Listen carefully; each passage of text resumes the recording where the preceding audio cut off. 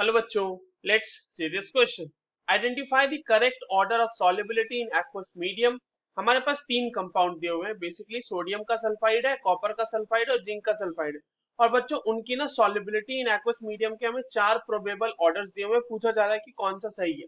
तो चलिए इस क्वेश्चन को सॉल्व करते हैं बच्चों। और सबसे पहले तो ये देखते हैं कि इस क्वेश्चन को सॉल्व करने के लिए हमारे पास कौन से की कॉन्सेप्ट की जानकारी होनी चाहिए। देखो ये जो सवाल है ना अपने पास, ये किसका सवाल है? ये एप्लीकेशन ऑफ फजान्स रूल का सवाल है। ठीक है, एप्लीकेशन ऑफ फजान्स रूल। और फजान्स रूल ये बताता है कि किसी भी आयोनिक कंपाउंड में कोवेलेंट कैरेक्टर कितना होगा, या फिर सिंपली इस तरह से हम बोल सकते हैं कि किसी भी हमारे पास कंपाउंड में कोवेलेंट कैरेक्टर कितना होगा उसको डिफाइन हमें बता देगा फजान्स रूल। ठीक है, आयोनिक कंपाउंड्स हमारे पास दिए हुए हैं, जैसे Na2 sodium sulphide, copper sulphide, zinc sulphide. अब देखो इसकी एप्लीकेशन कैसे यहाँ पर काम करेगी।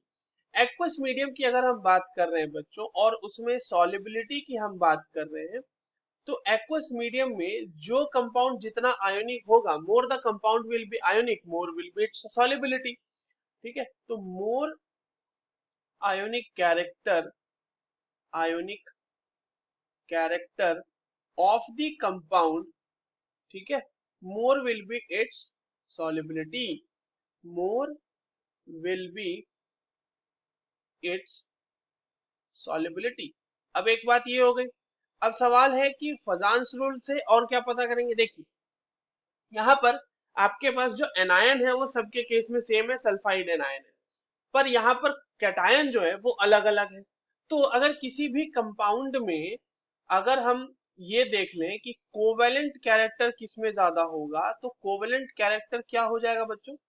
Covalent character will be directly proportional to polarizing power, polarizing power of cation, polarizing power of cation पे डिपेंड करेगा। और जितना ज्यादा कोवेलेंट कैरेक्टर होगा एक्वस मीडियम में, उतनी सॉल्युबिलिटी कम होगी, क्योंकि सॉल्युबिलिटी तो आयोनिक कैरेक्टर पे डिपेंड डायरेक्टली प्रोपोर्शनल है ना एक्वस मीडियम में। तो चलिए अब बाकी के हमारे जो कंपाउंड थे मैं उनको देखते हैं। अगर मैं सोडियम सल्फाइड की बात करूं तो ये फेयरली आयोनिक इन नेचर है। ठीक है, आयोनिक इन नेचर है। और आपके पास जो दूसरे दो कंपाउंड दिए हुए हैं बच्चों, वहां पर देखिए डी ब्लॉक के एलिमेंट्स को लाया गया है। तो डी ब्लॉक के एलिमेंट्स जो हैं उनकी पोलराइजिंग पावर जो होती है बाकी मेटल्स से फेयरली हाई होती है।